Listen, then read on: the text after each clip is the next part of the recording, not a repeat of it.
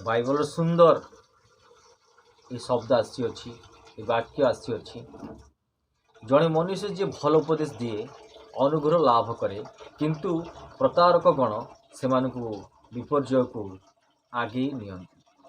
ଯେତେବେଳେ କୌଣସି ବ୍ୟକ୍ତି କୌଣସି ଭଲ କାମ କରିବା ପାଇଁ ପ୍ରୟାସ କରେ, ଚେଷ୍ଟା କରେ, ସେତେବେଳେ ସେ କାମ ଗୁଡ଼ିକୁ ବିଗିଡ଼ିବା ପାଇଁ ବହୁତ ଲୋକ ଆସନ୍ତି।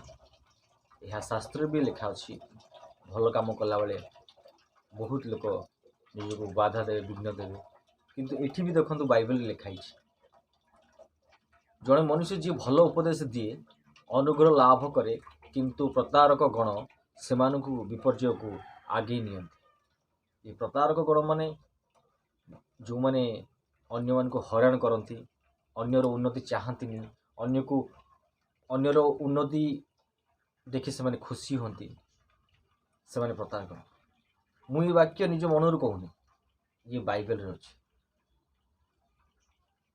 ଯେହେତୁ ଆମେ ଶାସ୍ତ୍ର ପଢ଼ିବା ଦରକାର ଅଛି, ପ୍ରତ୍ୟେକ ବ୍ୟକ୍ତି ଯିଏ ଶାସ୍ତ୍ର ପଢ଼ୁଛି, ଧର୍ମଶାସ୍ତ୍ର ପଢ଼ୁଛି, କିଛି ନା କିଛି ସମୟ ଯଦି ଧର୍ମଶାସ୍ତ୍ରରେ ଦେବ, ନିଶ୍ଚିତ ଭାବରେ ଏସବୁ ନିଜକୁ ପ୍ରୋଟେକ୍ସନ୍ ଦେବା ଭଳିଆ ଗୁଣ ଗୁଡ଼ିକ ଶାସ୍ତ୍ର ଭିତରେ ଅଛି। ତ ଦେଖନ୍ତୁ ଏତେ ସୁନ୍ଦର ଭାବରେ ଲେଖା ହେଇଛି, ଜଣେ ମନୁଷ୍ୟ ଯିଏ ଭଲ ଉପଦେଶ ଦିଏ ଅନୁଗ୍ରହ ଲାଭ କରେ, କିନ୍ତୁ ପ୍ରତାରକ ଗଣ ସେମାନଙ୍କୁ ବିପର୍ଯ୍ୟୟକୁ ଆଗେଇ ନିଅନ୍ତି। ତାହା ତ ଏଇ ସତର୍କ ବାଣୀ, ଏହା ଏକ ପ୍ରକାର ସତର୍କ ବାଣୀ।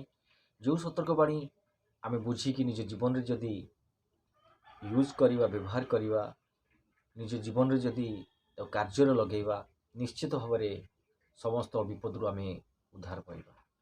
ବନ୍ଧୁଗଣ, ଆପଣ ଲାଇକ୍ କରନ୍ତୁ, ସେୟାର କରନ୍ତୁ, କମେଣ୍ଟ ଲେଖନ୍ତୁ। ନମସ୍କାର।